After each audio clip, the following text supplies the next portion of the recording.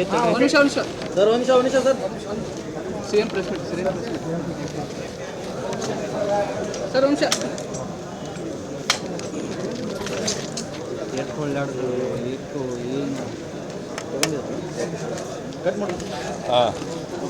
ಈಗ ಬೆಳಗಾಂ ಜಿಲ್ಲೆಯಲ್ಲಿ ಮಳೆ ವಾಡಿಕೆ ಮಳೆಗಿಂತ ಜಾಸ್ತಿಯಾಗಿದೆ. ಸುಮಾರು 62% ಜಾಸ್ತಿ ಆಗಿದೆ ಮಳೆ. ವಾಡಿಕೆ ಮಳೆ ಎಷ್ಟಾಗಬೇಕಾಗಿತ್ತು ಅಂದರೆ 365 ಮಿಲಿಮೀಟರ್ ಆಗಿದೆ. ಆದರೆ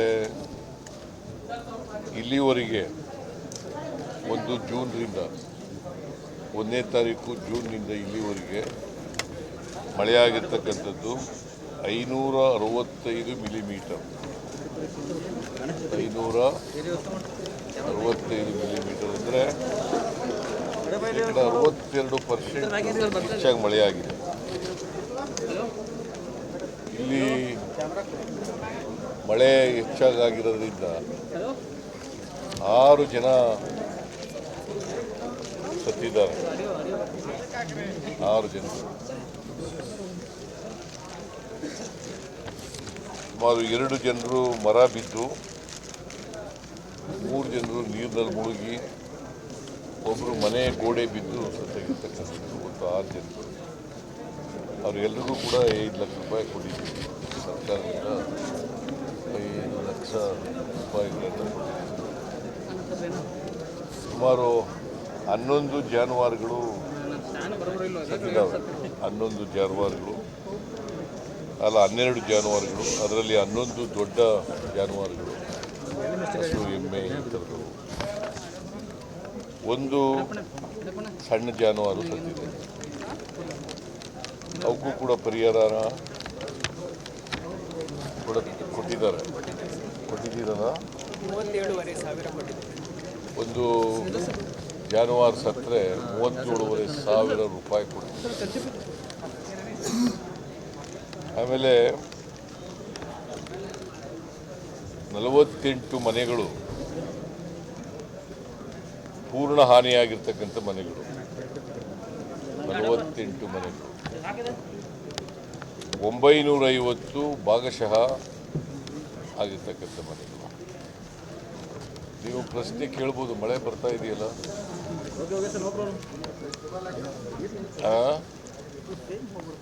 ಯಡಿಯೂರಪ್ಪ 5 ಲಕ್ಷ ಕೊಟ್ಟಿದ್ರು, ನೀವ್ಯಾಕೆ ಕಡಿಮೆ ಕೊಡ್ತಾ ಇದ್ದೀರಿ ಅಂತ ಪ್ರಶ್ನೆ ಸಾಮಾನ್ಯವಾಗಿ ಕೇಳ್ತಕ್ಕಂಥದ್ದು.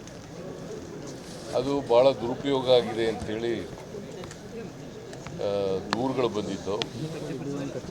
ಜೊತೆಗೆ ಸರಿಯಾದ ರೀತಿಯಲ್ಲಿ ವಿತರಣೆ ಆಗಲಿಲ್ಲ ಅಂತ ಕೂಡ ದೂರು ಬಂದಿತ್ತು. ಆ ಕಾರಣದಿಂದ ನಾವೇನು ಮಾಡ್ತಿದ್ವಿ ಅಂದರೆ, ದುರುಪಯೋಗ ಆಗಬಾರ್ದು ಅನ್ನೋ ಕಾರಣಕ್ಕೆ 1,20,000 ರೂಪಾಯಿ ಕ್ಯಾಶ್ ಕೊಡ್ತೀವಿ. ಒಂದು ಮನೆ ಕಟ್ಟಿಕೊಡಿಸ್ತಕ್ಕಂಥದ್ದನ್ನು ಮಾಡ್ತೀವಿ ಯಾರಿಗೆ ಪೂರ್ಣ ಹಾನಿಯಾಗಿರ್ತದೆ. ಅದೇ ಜಾಗದಲ್ಲಿ ಕಟ್ಕೊತಾರೆ, ಬೇರೆ ಜಾಗದಲ್ಲಿ ಕಟ್ತಾರೆ ಗೊತ್ತಿಲ್ಲ. ಅವ್ರಿಗೆ ಬಿಡ್ತೀವಿ, ಮನೆಯವ್ರಿಗೆ. ತಕ್ಷಣ ಪರಿಹಾರವಾಗಿ 10,000 ಕೊಡ್ತಾ ಇದ್ರು, ಸಿದ್ದರಾಮಯ್ಯ ಗೌರ್ಮೆಂಟ್ ಕೊಡ್ತಾ ಇಲ್ಲ. ತಕ್ಷಣ ಪರಿಹಾರ ಅಂತ 10,000 ಕೊಡ್ತಾ ಇದ್ರು. ಆದರೆ ನಮ್ಮ ಮನೆಯಲ್ಲಿ ನೀರು ಬಂದ ತಕ್ಷಣ 10,000 ಕೊಡ್ತಾ ಇದ್ರು, ನಮ್ಮ ಗೌರ್ಮೆಂಟ್ ಕೊಡ್ತಾ ಇಲ್ಲ. ನಿಜ, ನಾವು ಒಟ್ಟಿಗೆ ಕೊಟ್ಬಿಡ್ತಾ ಇದ್ದೀವಲ್ಲ. 1,20,000 ರೂಪಾಯಿ ಒಟ್ಟಿಗೆ ಕೊಟ್ಬಿಡ್ತೀವಿ. ಮನೆ ಕಟ್ಕೊಡೋದು ಕೂಡ ಮಾಡ್ತಕ್ಕಂಥದ್ದು ಮಾಡ್ತೀವಿ. ನಾಳೆ ಒಬ್ಬರು ಕೇಳ್ತಾವ್ರೆ, ನೀನು ಮಧ್ಯದಲ್ಲಿ ಕೇಳಿದ್ರೆ ಹೆಂಗಪ್ಪ ಹೇಳು. ಅವರು ಪದೇ ಮನೆ ನೀರು ನುಗ್ಗುತ್ತೆ ಅನ್ನೋದಾದರೆ, ಮನೆ ಹಾನಿ ಆಗುತ್ತದೆ, ಅವ್ರು ಬೇರೆ ಕಡೆ ಎಲ್ಲಿ ಕಟ್ಕೋತಾರೆ ಅಲ್ಲಿ ಕೊಡ್ತೀವಿ.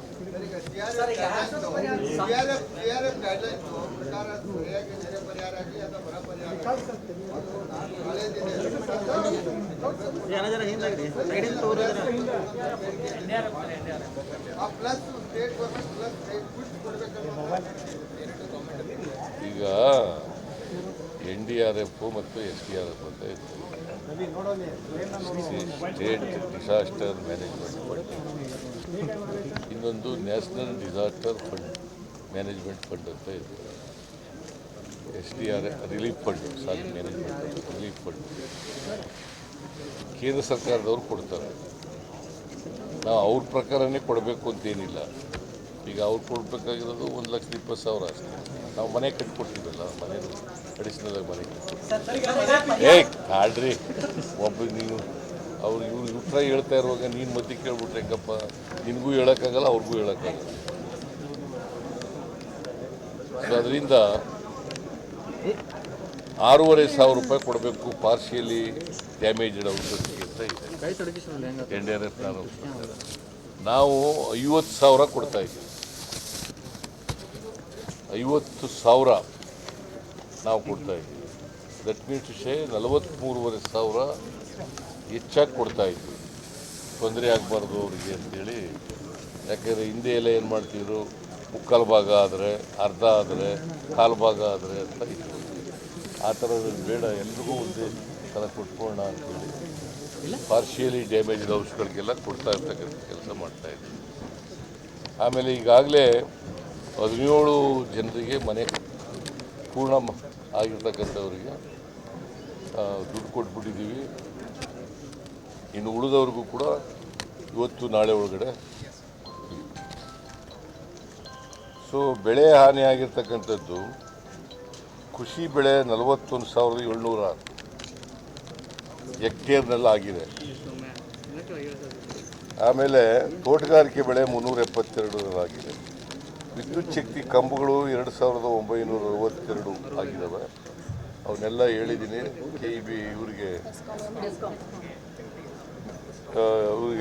ಬೆಸ್ಕಾಂನವ್ರಿಗೆ ಕೂಡಲೇ ಅವೆಲ್ಲ ಅಟೆಂಡ್ ಮಾಡಬೇಕು ಅಂತ ಹೇಳಿದ್ದೀನಿ. Thanks for watching. Read, discuss and debate with editor Dr. Yan Prashant Rao. Wanted reporters in print, digital and visual media for Bharat Vaibhav Daily Newspaper, BV News 5 Channel and BV Fast Web News from all the talukas of Karnataka, Goa and Maharashtra. If interested, send your resume to 9019229369.